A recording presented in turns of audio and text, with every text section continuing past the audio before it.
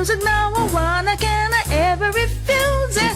Pulsating, vibrating, reggae, reggae, reggae. Very sky, rock, steady, mental, a quadrillion, a cool minute. What shall we say? Good evening, good night. Depends on which neck of the woods you are tonight.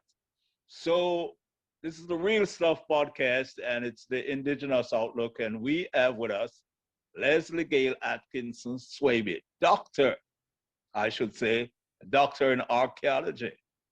And she is here to tell us about the Taíno and the Jamaican African-Taíno archaeology studies that she's been doing. So back to you, Flavors.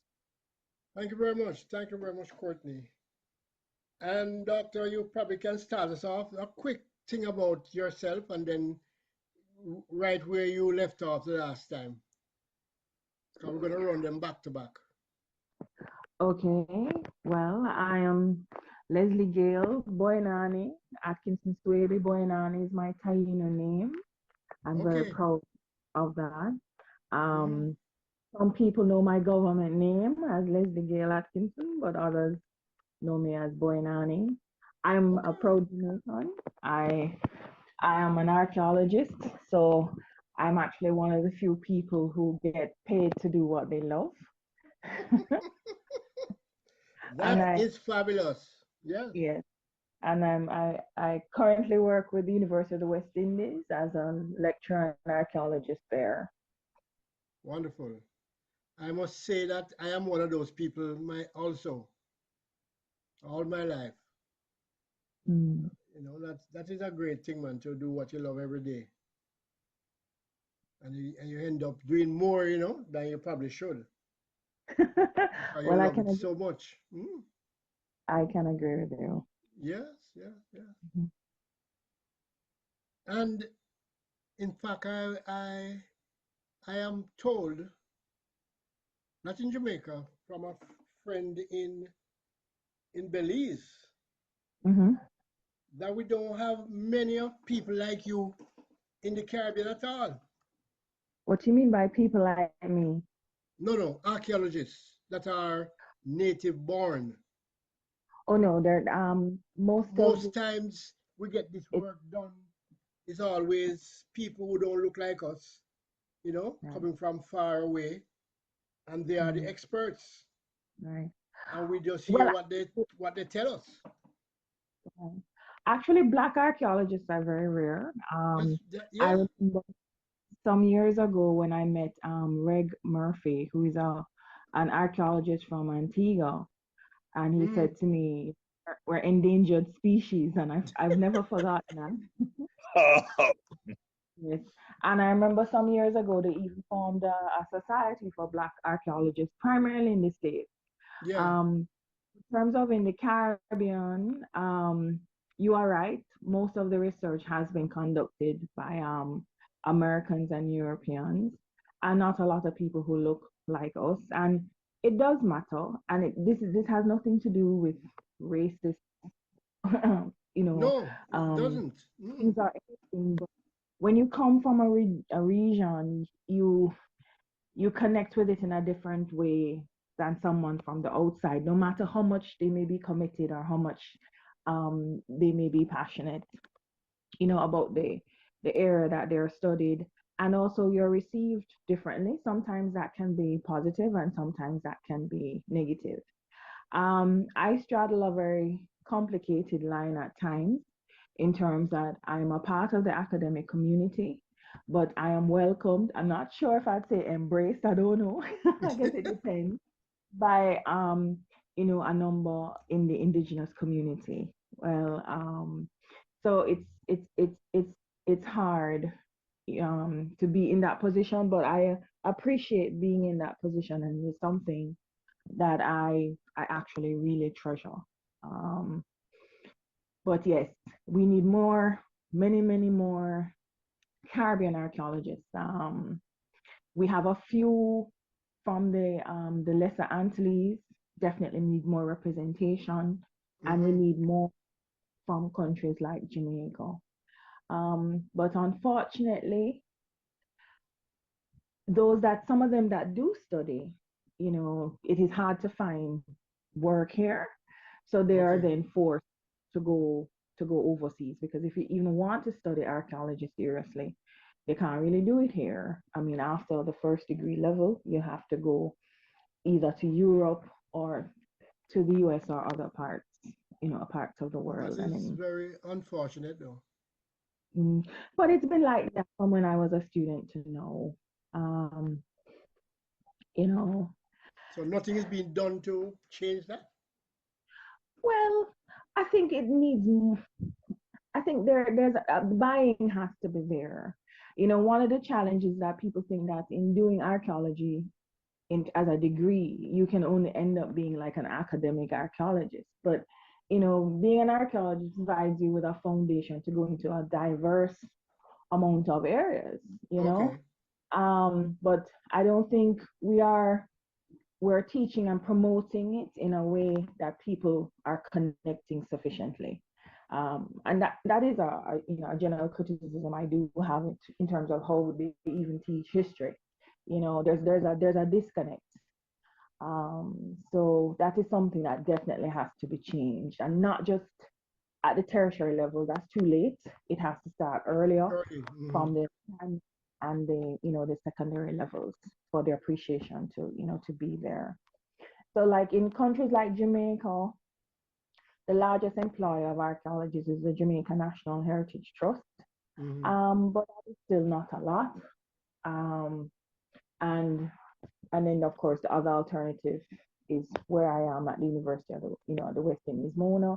And right now, Mona campus is the only one out of the University of the West Indies campuses that does offer Really? archaeology. Oh boy. Yes, Mm-mm. others So have. Dr. Atkinson, so what do you think is the problem? It's funding Courtney, you can or call lack me. of interest? Listen, we're not in the classroom. Lesley-Gail is fine. Okay. As I said, buy-in. I think in talking um on the last podcast, I think I mentioned how important tourism is, and everybody doesn't seem to realize that the root of tourism is heritage. It is, yes, yes, Yes, yes.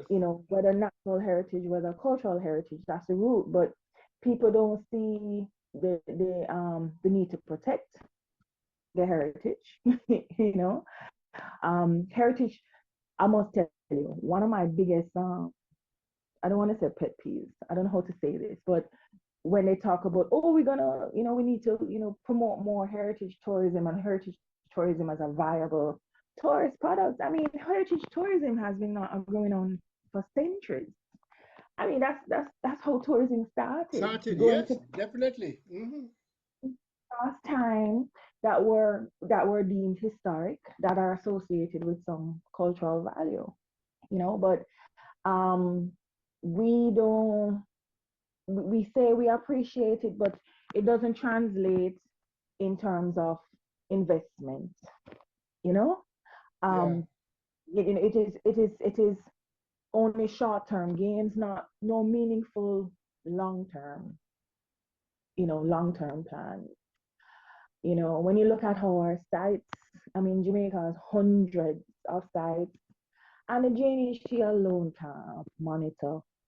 These sites require money in terms of their maintenance, in also as incentives for people who may own, some of them are private sites, to maintain them, to keep their historic integrity. Um, and it's not there. It's really not there at all. So do we a do lot we of have any coming together of Caribbean archaeologists?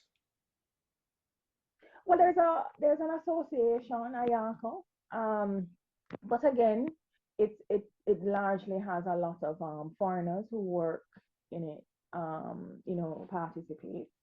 Um, I don't know of much collaboration that exists. That is something that we definitely need to work on. Hmm. Uh, you know, definitely need. But I guess most people, I think also the language barrier. even though we have a lot of commonalities in terms of similarities in our development and history and culture, there is still a language barrier, um, how things operate in the British Caribbean in terms of English language speaking, Yeah, and how things operate amongst the French Caribbean and the Dutch Caribbean and yeah, the the Guadelopes and the right. So Suriname. yes, yes. So because of that, I think it has really hampered our ability to connect. Um, because I don't know about you, even though they teach Spanish and French in the schools, as an English speaker, we think the world speaks English. Oh yes, oh yes. While other people who have different mother tongues, they're willing to learn. I don't find, at least in Jamaica, I don't find us being that aggressive in wanting to connect outside. I find that all the places that were colonized by the English Hmm. have that problem. Yes, yes, The other yes. people were more willing to, learn English, but the English people don't not the same. It's not the same. Yes, it's a kind of arrogance. It is. Oh yes. Yes, yes, it's a kind of kind of arrogance. Hmm. And I think we're missing out too, because I mean, there may be things that okay, so for example, I spend my life studying the Taíno, but a lot of research on the Taíno and their ancestors are done by Spanish speaking archaeologists out of Okay. Cuba, Mm. out of Dominican Republic, out of well, Puerto Rico. I mean, they speak English there, but they were once colonized by the Spanish at one point Yeah. in time. Mm. But especially Cuba, I think, based on its proximity, Haiti and Cuba are the closest to us in Jamaica. I Hmm. think that there would be some connection, some interaction, in terms of cultural development of, the indigenous peoples. And I don't think it's being sufficiently explored, you know. And I think that language gap is part of the reason. So so so islands like Cuba and Jamaica are accused of being insular in that we don't circulate what is published sufficiently, what is happening out there, in our respective homes. How can So a we lot of fix that? we need to write more. I mean, Jamaican archaeologists need to write more. I mean, a lot of things that happen or have happened, I am privy to it because I'm in that field and Hmm. I have access to this information, but the public doesn't. And maybe if there were stronger public education campaigns, then some of this disconnect would not be there, and maybe we would get more buy, you know. Hmm. But I don't find that we have enough efforts in place, to showcase, really the diversity of what has happened here on the island in terms of research. So who's to make that move now? Well, the archaeologists need to write, you know. I mean, that's why I write, you know. The big Not just. question is, can we Mhm. help? We mean the Real Stuff podcast.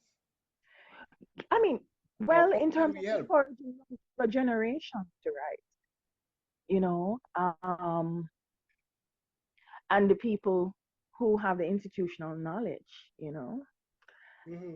that, that would be awesome.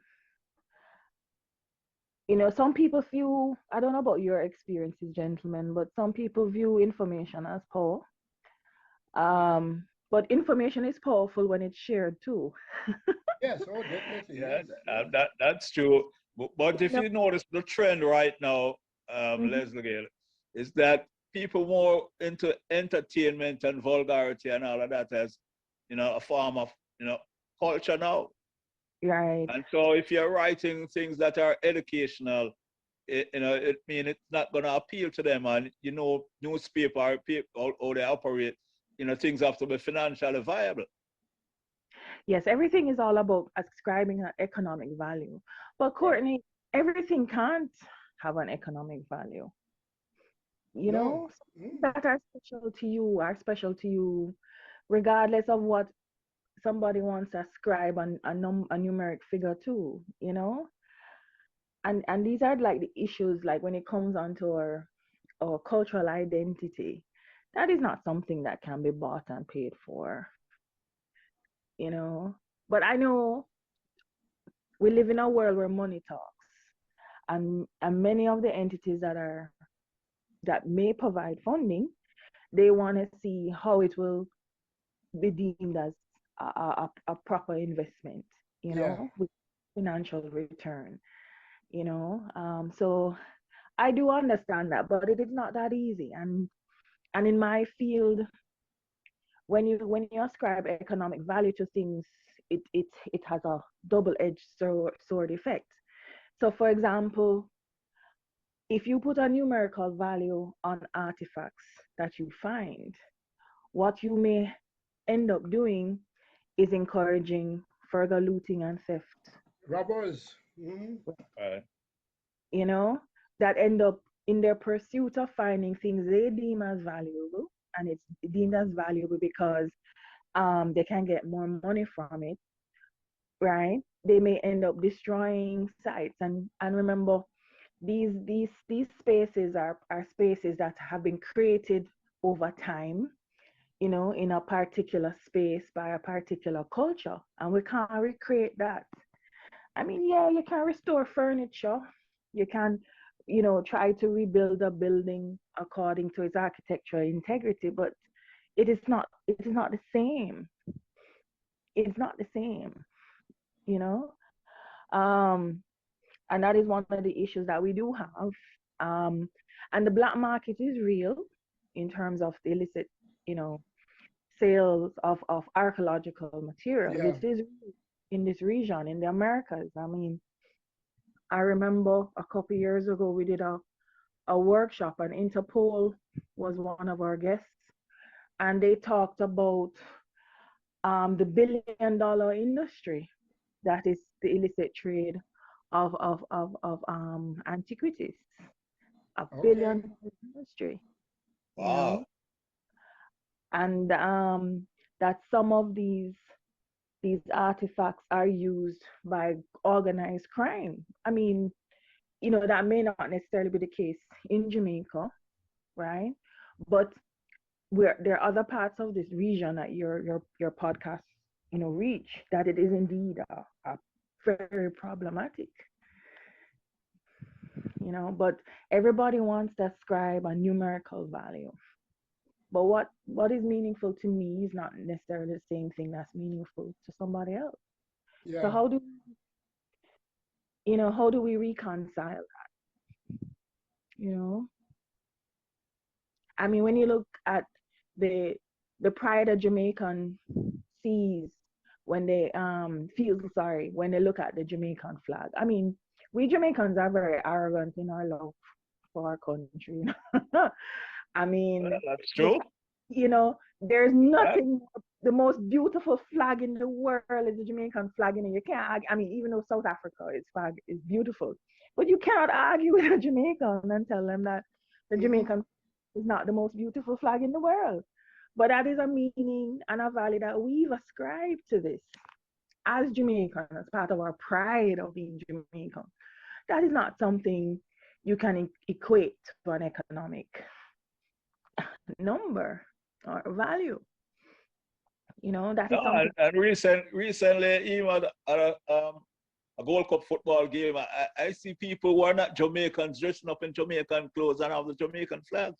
Oh, yes. Well, as this is not the yellow foolishness that made from China, I can't deal with that.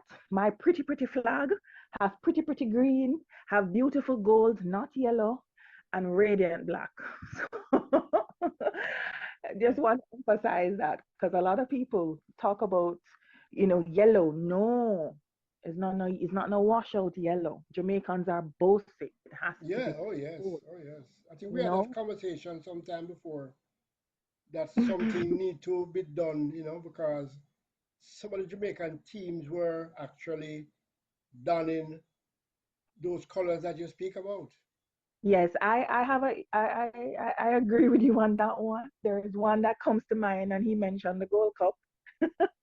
Yeah. He mentioned the Gold Cup. Yeah, Yes, you know.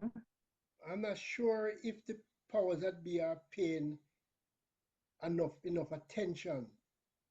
Like when our teams go out to make sure that they are representing with the right colors and all these things. Yes, yes, I think we have a problem with that. yes. I agree with you. I do have a problem with that myself. You know, and we are supposed to be very protectful of our flag and our national colors because the colors have meaning.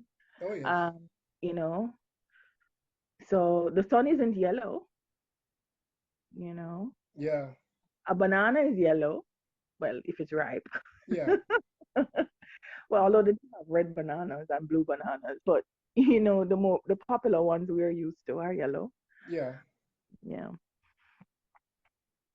Mm. Yes. So the fundamental problem is the buy-in, and it's across the different levels. You know, um, we live in a culture where no everything is everybody want to get rich quick. Hmm. You know, um, everybody wants to eat a food, but to eat a food at what expense? I'm not opposed to anybody eating a food. You know, you can deprive somebody of money, but you can't deprive somebody of food. Food. Yeah. That Hmm. is something we all, but at what expense? At what expense? So I can give you a joke though. When I told my family that I didn't want to go to law school and that I wanted to be an archaeologist, they were in an uproar. And my grandfather was no sir, and my father said that I was going to be living in perpetual poverty. Okay, well maybe he was right, but Mm. poverty is relative.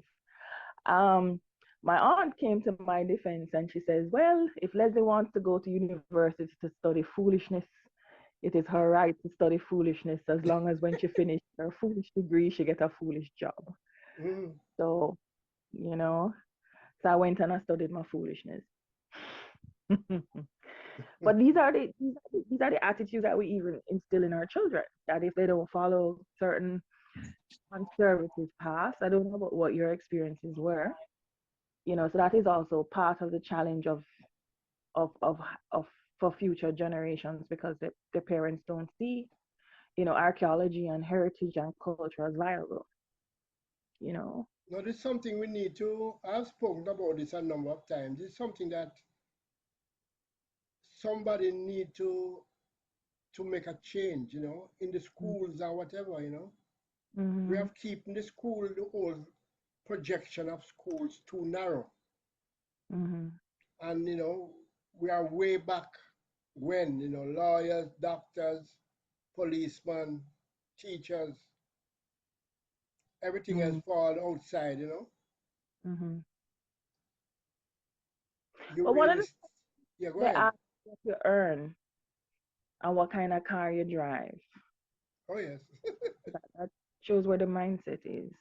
Oh, yes. Oh, yes. Oh, yes. No, it's just a cultural shift, and accepting what Western culture is all about, Mm-hmm. And I think, the economic system of capitalism has supported all of that. Mm-hmm. And, so in the school system now, it's designed for us to go to school and come out to get a job, so it's like really having slavery in motion all over again. Oh, yeah. Mm. Yes. And some of the sectors are very reminiscent of plantation models. Oh, yes. Right. Oh, yes. Yes. But to I wish I could say um that there is going to be an immediate change, but we definitely have to break through that negative. And I thought that with COVID, because with COVID, people realized that the traditional job thing wasn't working, and a lot of people had to find, creative ways, new ways, of monetizing, your talent, Um, I would have thought that though. I would have thought that tourism, tourism, the whole tourism network would have, jumped in and say, yes, this is something we have to back, mm, but obviously that is not happening. mm. But what I am disappointed in is that for a region that is so vibrant and so rich, that we don't have enough Caribbean cultural content in terms of things for our children, in terms of books, content for books, content for even animation, for film, in terms of promoting these things. We don't really have that. And that is an area that, I mean, indigenous is a big buzzword, keyword now. And riding off that, or using that opportunity, you can use that opportunity for good. It gives an opportunity to showcase our our indigenous. I think we're just lazy. Mm. Because I mean, this is something else I'm very passionate about also, is the percentage of television showing Mm-hmm. that we have in Jamaica and the Caribbean. Mm-hmm. It's more like 90% or more coming from outside. Yes. We don't have anything from inside, or Mm-hmm. very little outside of news and sports. Very little after that, and we just keep. Our kids right now are more interested in watching anime. Yeah, yeah. And catching up what is on Netflix. Oh yes, oh yes. And we are suffering with that even in sports. Because I'm pretty sure people in Jamaica can't tell you what the Premier League teams are in football You in mean the Jamaica. Jamaican? But in England, they can tell you every single thing, manager, owner, everything. Well, I guess I'm guilty of that. I just know about Waterhouse and Humble Lion Harbor View. Yeah. Constant Yeah, Spring. but you know a whole lot about Arsenal, though. Oh yeah, well, I had to, unless I would be divorced. I wanted to know that Arsenal logo was on our wedding invitation. Really? Whoa. I mean, I had a Timberland boots, but to represent me, but he had Arsenal logo. Yeah, so that's by marriage, though. Yes, yes, that was They say big. a happy wife, happy life, but a happy husband is a happy life too.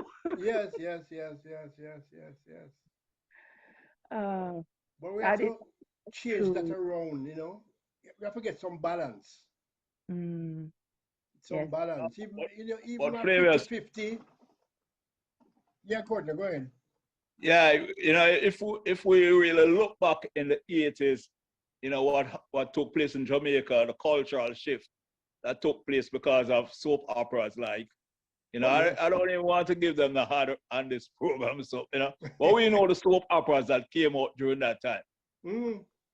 I see people running back in those times, catching, we have to go and go watch such and such. The young I mean, rest of people the get to work late watching a particular soap opera.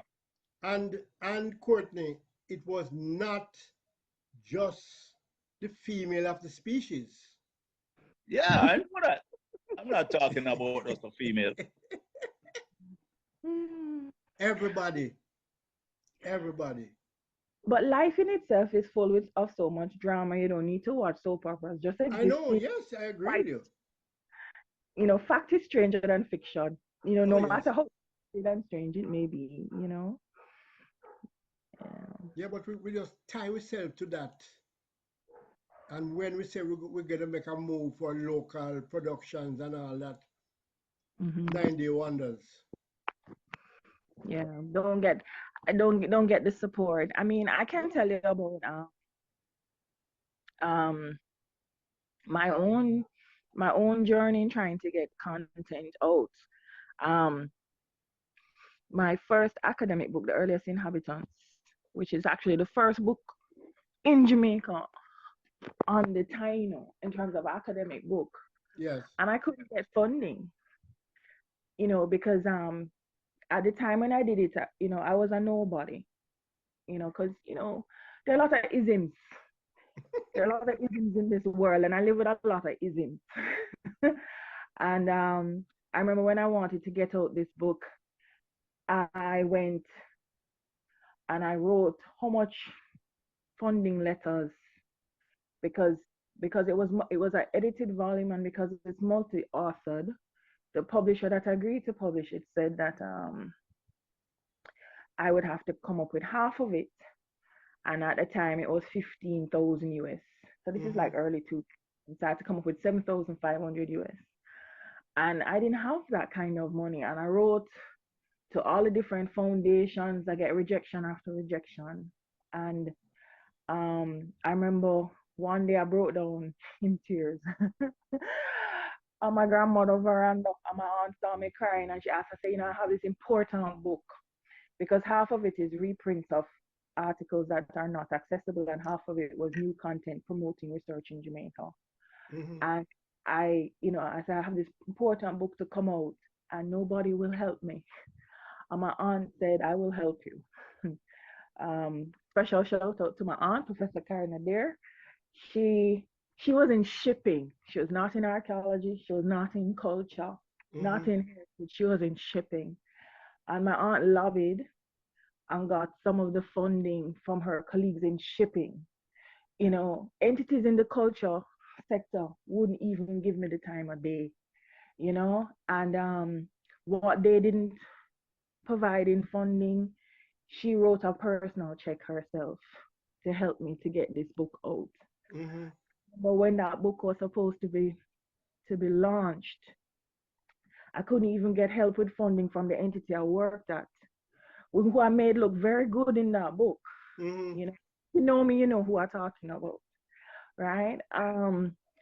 You know, and in the end, it was a private gentleman, Mr. Ainsley Henriquez, who funded the launch of this book.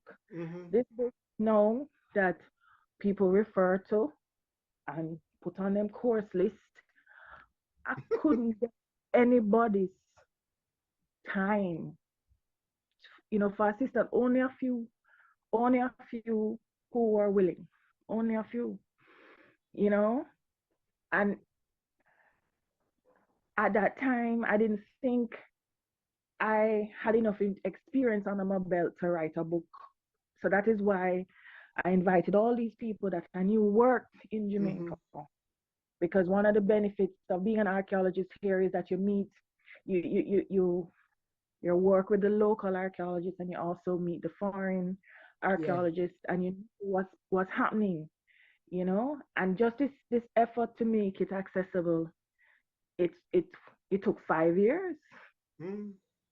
You know, it took 5 years to make it happen, and many years of that was just, you know, to find funding, Yes. you know. I yeah, go ahead. You know, I did a children's book in 2019, and it was funded by Chase, and it was funded by the Ministry of Culture, um, Gender, Entertainment, and Sports. Mm-hmm.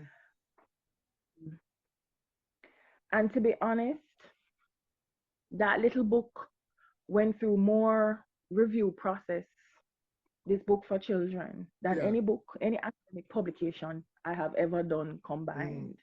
You know, just to get this little 54-page book out. Mm-hmm. as to the Jamaican, Jamaican children, because even the all of this was just production. I never ascribed a cost to my contribution, the knowledge that I am sharing. It was Mm-hmm. just to pay the illustrator, to pay the editor, to pay the book designer, to pay the printer. You understand? Yeah. And you know, I don't know why things always have to be so difficult. Why selling culture has to be so difficult. It is. Uh, Yeah. Yeah. and this is how we make most of our money. This is where most of Jamaica's image comes from, our culture. Of course. But Of course. I know. I must, I have a similar experience. I met a lady, and this lady has stopped doing what she was doing, and she was writing this book, Catherine the Great, writing about the parish of St. Catherine. mm-hmm, And it was brilliant because she had, asked me to help her do some stuff with the book. And just like you, nobody was interested. She couldn't mm-hmm, get any funding at all. I mean, you lucky you had some family help, and she had nothing. And then she just disappeared. She just gave it up and disappeared, even left Jamaica mm, because she was pushing too hard and putting everything together. Not a dollar. Promises, promises, but nothing, no help. mm-hmm, And these are important stuff. mm-hmm. I just somebody said to me the other day that I'm very defensive. Honestly, it's like you're fighting all the time. Yes, yes. So, and the thing is that you're not fighting for your personal gain because you already are there. You already Hmm. have the consciousness and you already have that appreciation. So you have that pride, but you're doing it because you realize that there is a gap, there is a need, you know. Um, in the classroom, one of the biggest issues I have is how my children don't know, and they're big people, but I call them all my children.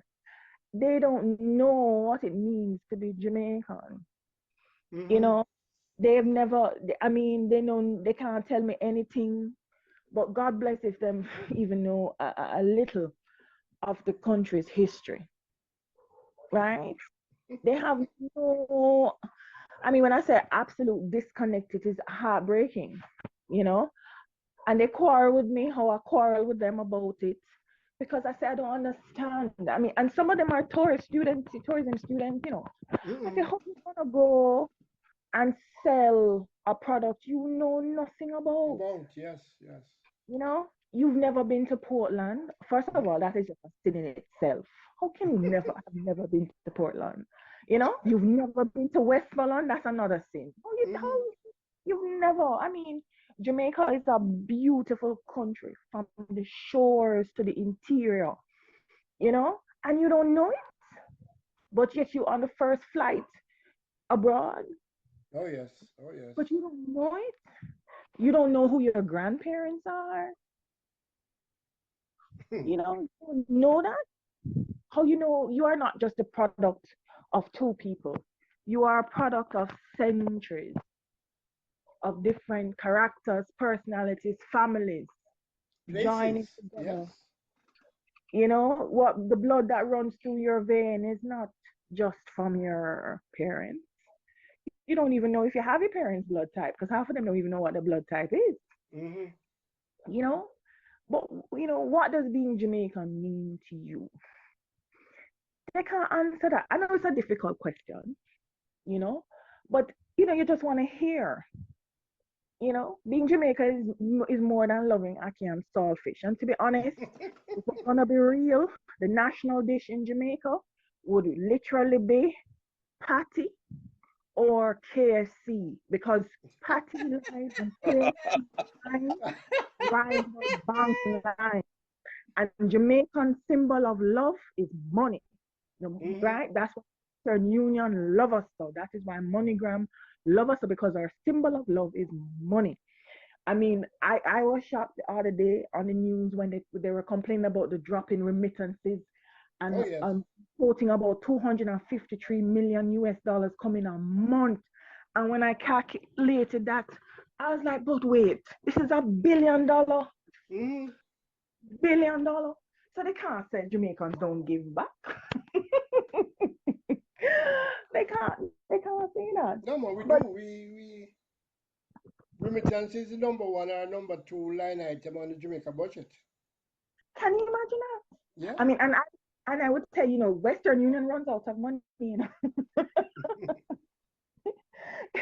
When you drive by Western Union on a Friday and Saturday, the lines that you see, Oh yes. But Oh yes. but what does it mean?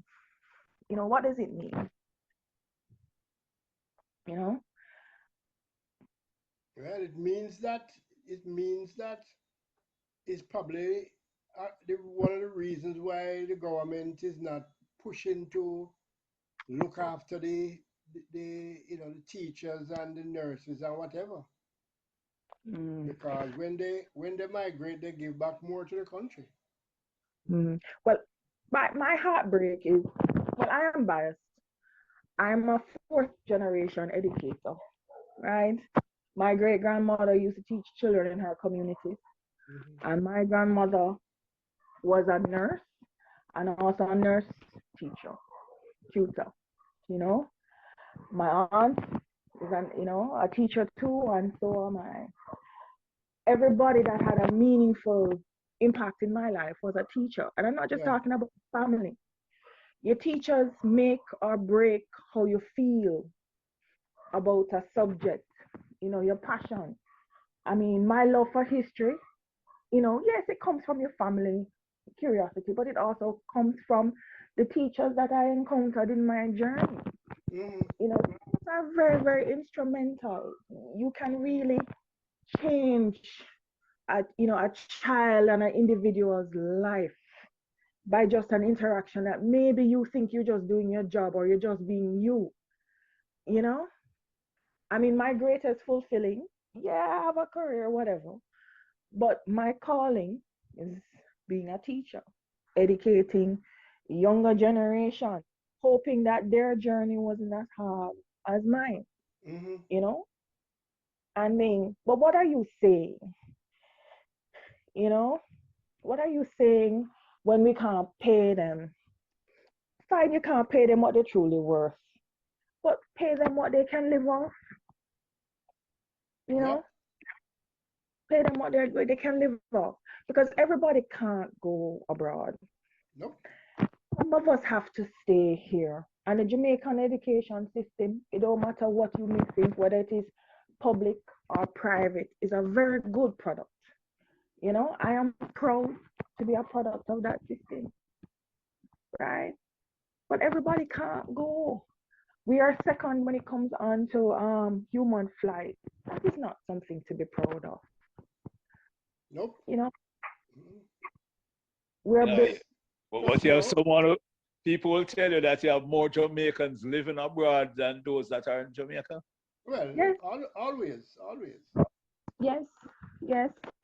And sadly, on both sides of my family, I'm the only one here, Uh-oh. you know.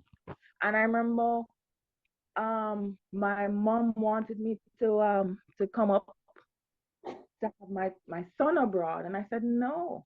I said, why? Oh, so you can be American. I said, what's wrong with being Jamaican? You know? And I said, no. Everybody cussed me and said, oh, a fool. But I said, well, no. And yeah, I could have, don't get me wrong, Uncle Sam has educated me. I wouldn't have this PhD without him. I wouldn't, Uncle, the federal government paid for my PhD. Okay. But part of that was me to come back to Jamaica to help build. And I had no problem with that, Mm-hmm. But it's not just the teachers. I mean everybody. But it is how the system has been set. Yeah, the sad part of the whole thing though is that I mean, you might have people who want to go and say, okay, you go and you know, make your life and whatever. You send back some remittance and all that. But I think we have people going who don't really want to go.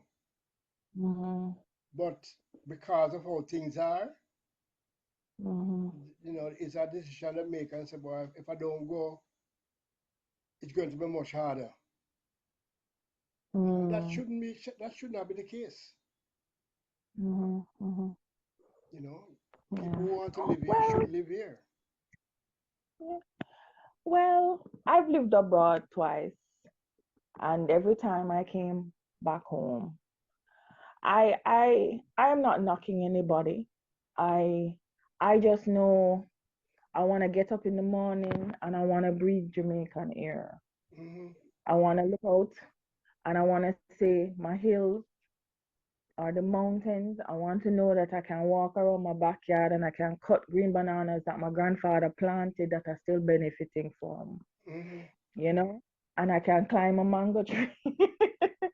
You know, you know, to each his own. I mean, that means more to me than money. But then I will be criticized and say that I'm a child of privilege, that I can have this attitude. But we all make sacrifices for what matters, you know, to us, you know. And that's an individual choice and decision, you know. But I hope the amount of bones I've dug up in my lifetime that I can, you know, the worms, the Jamaican worms can get fat. Yes. Off of me when my time comes, you know.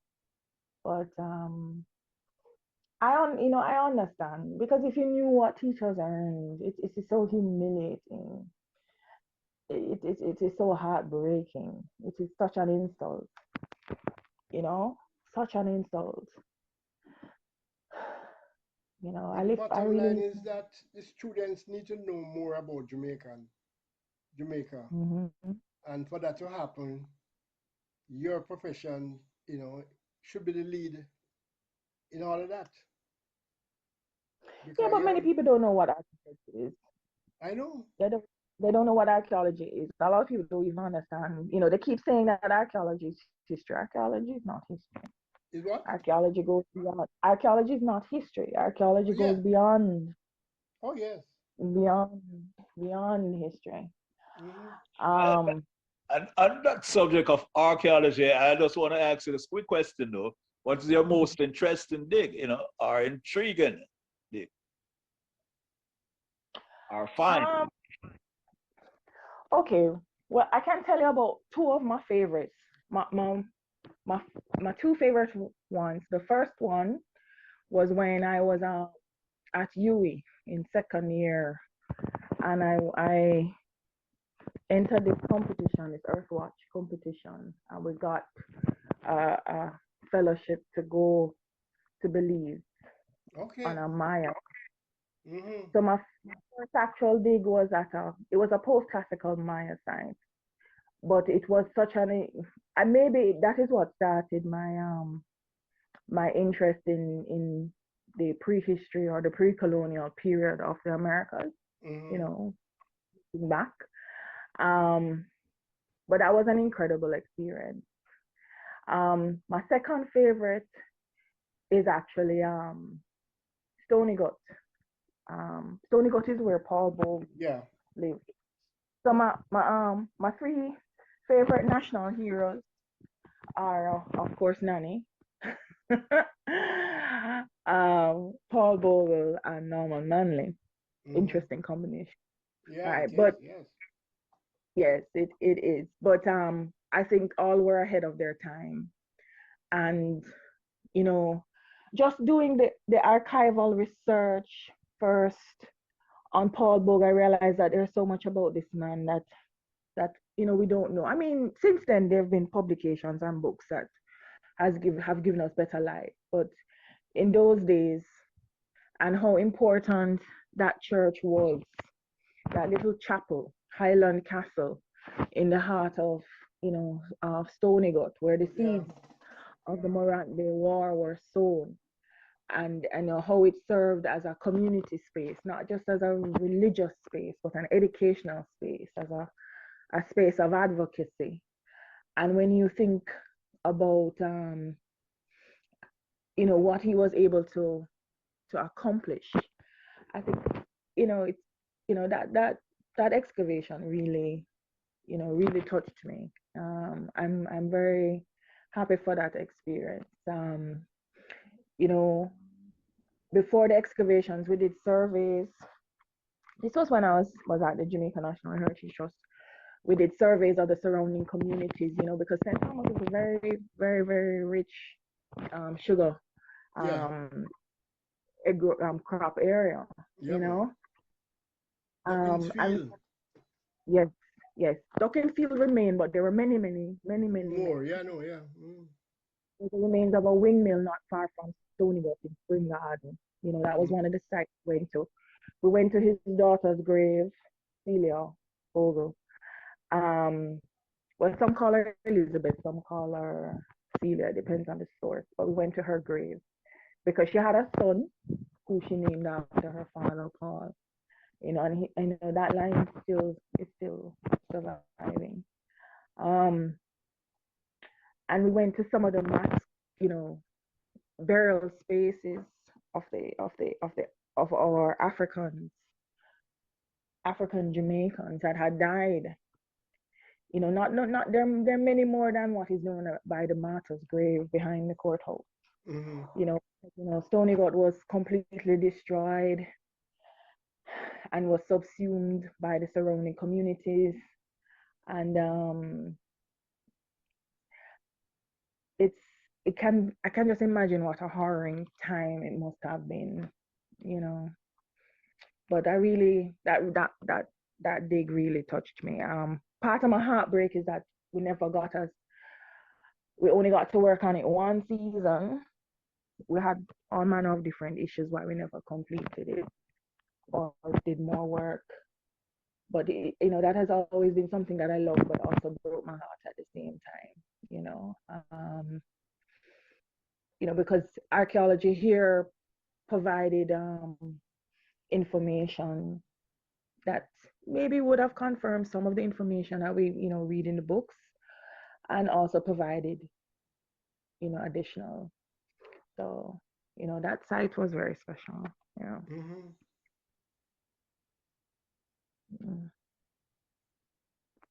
Any other questions, Courtney? No, that's the one that was really bothering my mind. So I said, let me ask that before we get to close out. Oh.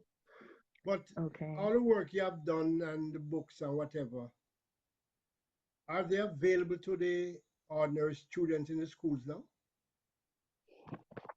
I mean, well, the Earliest Inhabitants is under the UE Press imprint, available through them. I have another book, Rock Art on the Caribbean, because that is one of my passions also. That one would probably be accessible through Alabama Press or online through like entities like Amazon. The children's book is currently at Things Jamaica, and I have a few copies that if people are interested. So yes, they are available. They are available, but what I'm trying to get at, do the schools have any courses that they would, put down those books as references or things like that? Okay, so the Earliest Inhabitants is used as a reference book at UE for a number of courses. I didn't put them on, so it wasn't me. So it's not nepotism, and probably courses that would deal with Caribbean prehistory and overseas institutes. They're touching on Jamaica. But many people don't know about it. I mean, that book is over 15 years old, and many people don't even know it exists. encounter people who behave like, oh my God, it just came out yesterday. Yeah, yeah. Yeah, but I mean, how So, can you change that though? Because these are things that people should know about. mm, well, I guess better marketing. I think, you know, one of the challenges with some of the public publishing houses is that, you as an author, you expect them to lead the way with the marketing, but you must also do your own level of marketing because you're promoting your work too. So you shouldn't be completely dependent. This is just general advice to anybody who's going Yeah, oh into yeah. publication, But I'm just you getting to the know? point, you see, where I studied Caribbean and African literature, Mm, doing a course in Canada, mm. and I think that is so crazy because nowhere when I was at school out here that ever came up. Really? Yes. Well, at my school, well, I did literature up to A levels and dating myself there, and we from from first form, again dating myself, from first form Caribbean literature was incorporated, and African literature, especially, well, that largely in the later, the later period. Well, that must Um, that must be good now. In my time, I mean, it's British Yeah, that's what literature. I was just about to say to her. It's just a different era. Yeah. yeah, Mm-hmm. yeah, because I was Mm-hmm. talking about that, because I was just saying that, a lot of I did the traditional pre-law A levels, econ, history, and literature. A Okay. lot of people hype up history as a good analytical tool. Nothing beats literature. Nothing, Oh yes, nothing, because you I loved you it. do, Mm. you do poetry, yeah, and the poetry was not just it wasn't just from the region. It also varied according to the period. Um, you did plays. I did Mm-hmm. Chaucer. Mm-hmm. I did on books like Things Fall Apart. That's how I know Chinua Achebe. Yeah. Yeah, And we I did always all of had, that too, but yeah. wasn't And so enough. I'm grateful to my high school for making sure that we had African and Caribbean content. That is You very know, good. That's very the good. Caribbean content from first form. In third form, not fourth form when you choose. And because I did literature, it was a combination of African, Caribbean. Mm-hmm. And of course, they do, you do have European classics that you Yeah, do. yeah. Mm-hmm. And of course, you always do Shakespeare, you know. Yeah. But when I think about the 10 different color highlighters I had in my literature book, you know, because of all the different things you had to be thinking about: plot development, character development, artistic style, themes, nothing teaches you like literature does in terms of picking out things, you know, Mm-hmm. but it's not appreciated. It's really not appreciated. So You know. do you write poetry? No? No, no, I don't. I lift my hats off to those who have that talent. I don't, Okay. but I like to read it, and I love to. I still love to read. Um, but people don't appreciate how difficult it is being a creative. They think writing is so easy. You know. Okay, well, you know that Courtney is a poet. No, I didn't know. Courtney never told me this. Oh, No, no, no, no. And you, People. and probably you didn't know that we also have a very strong poetry corner as part of the Research podcast. actually, I'm a Jamaican poet.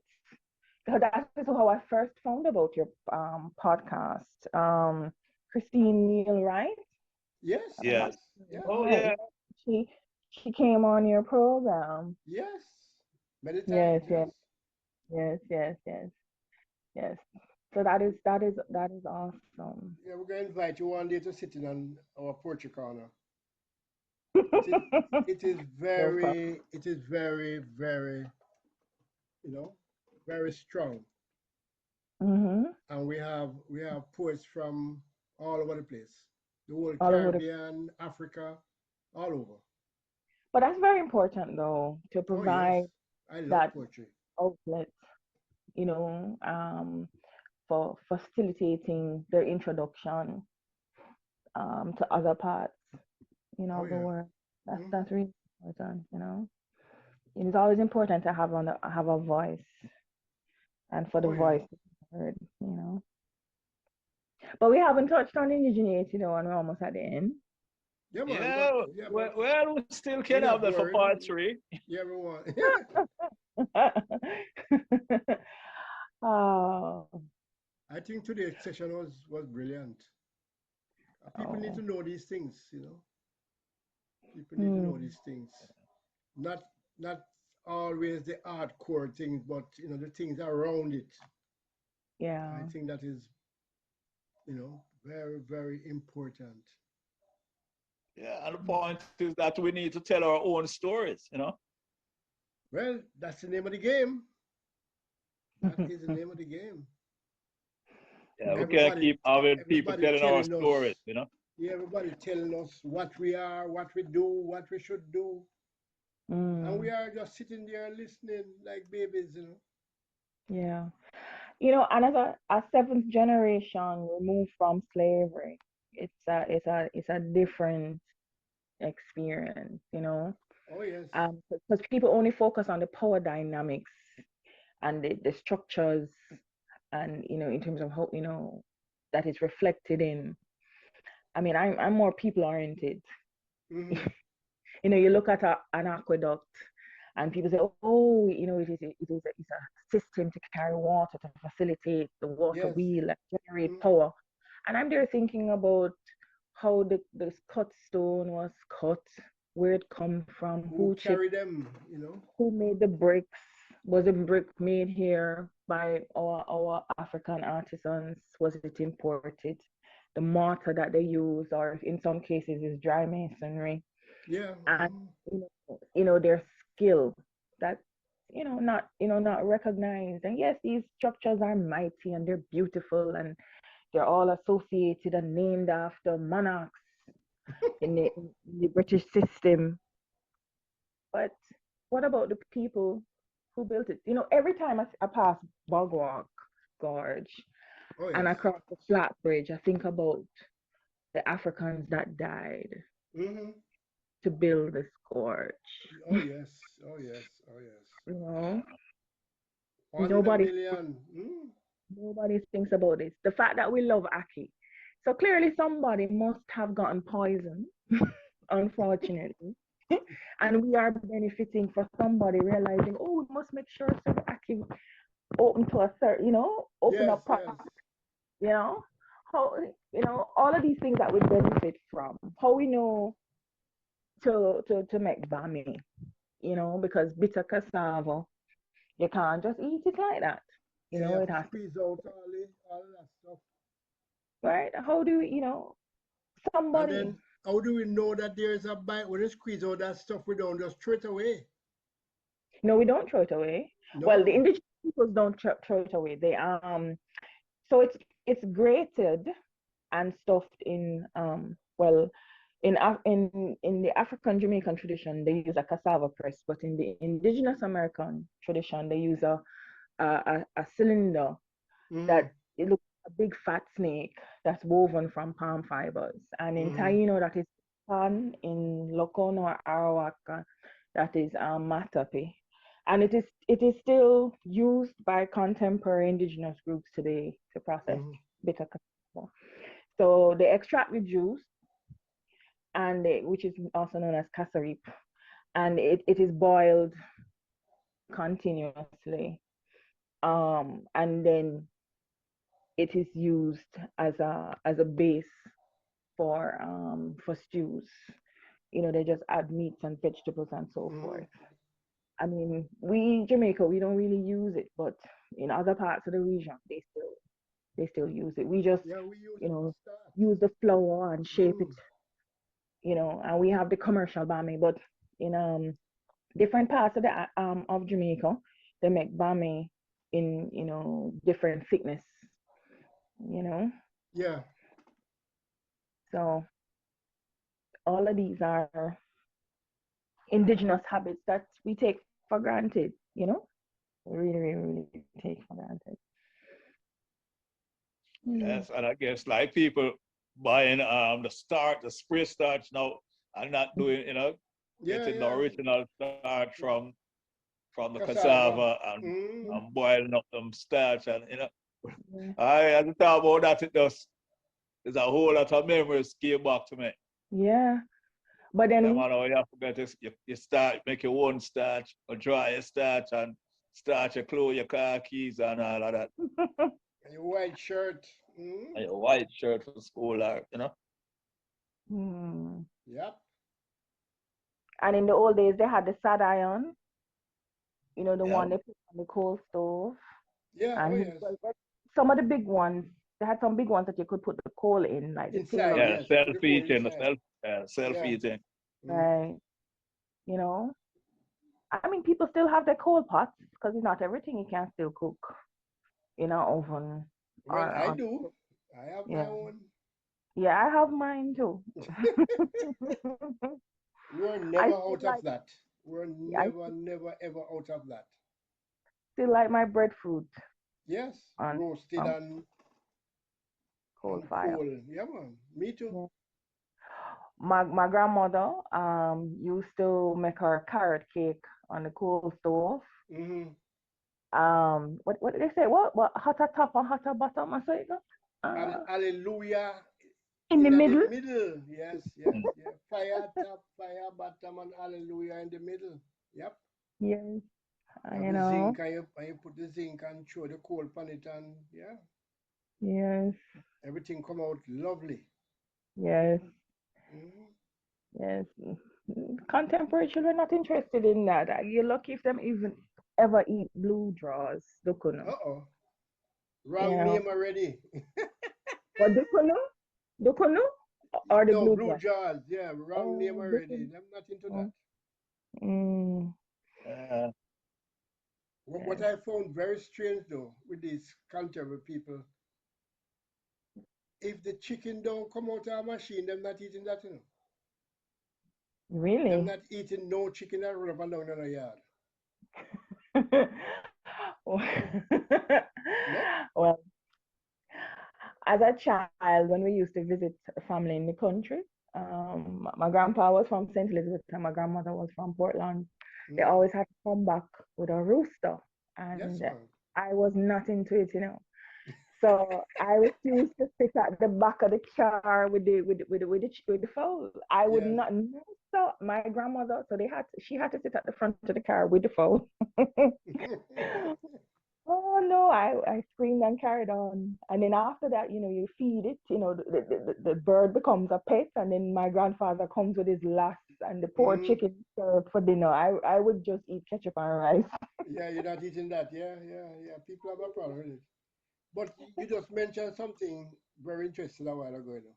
And people don't Mm, even understand how significant that is, you know. That your grandfather is from one place and your grandmother is from far, far away, mm, you know. And that's how Jamaica is made up. In fact, that's how the Caribbean is made up. mm-hmm. Because you have a lot of people who are, you know, one parent is from this island and the next parent from that island. We are just so much together. Yeah. Hmm. And the stories of how they make is always fun. Oh yes, oh yes, oh yes.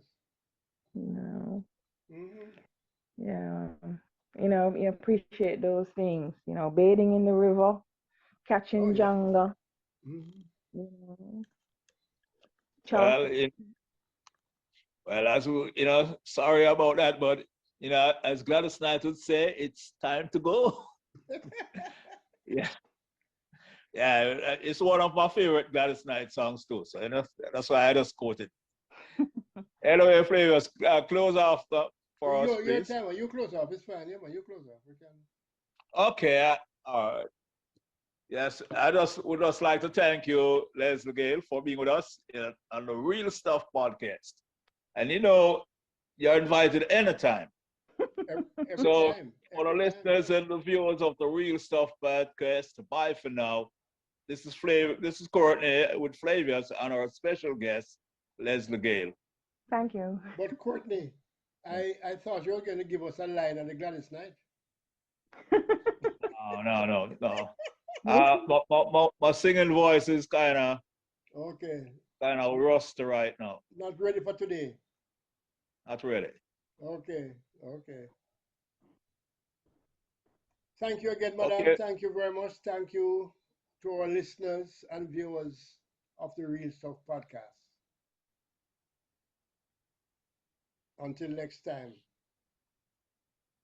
Bye for now. Bye for now.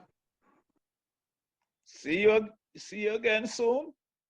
You lead us soon, Fula.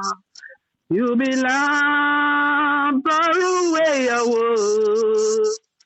Ajuguala lebabu seru. Lida mua, lida soon, Fula.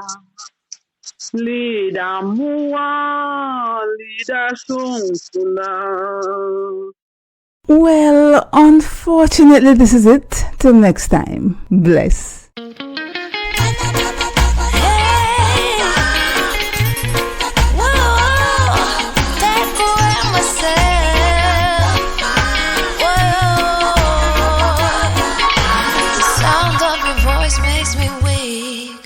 All you gotta do is just speak. One word is enough, and I'm no longer so rough. I forget what I was trying to say. I no longer do what I was gonna do, but you're no good for me. That's why me know what set me if it could flee. Me have to take away me say. Me have to take away me say. Me have to hide like a thief in the night. Me have to get out of sight. Me have to take away myself. I have to take away myself. I have to utilize I will.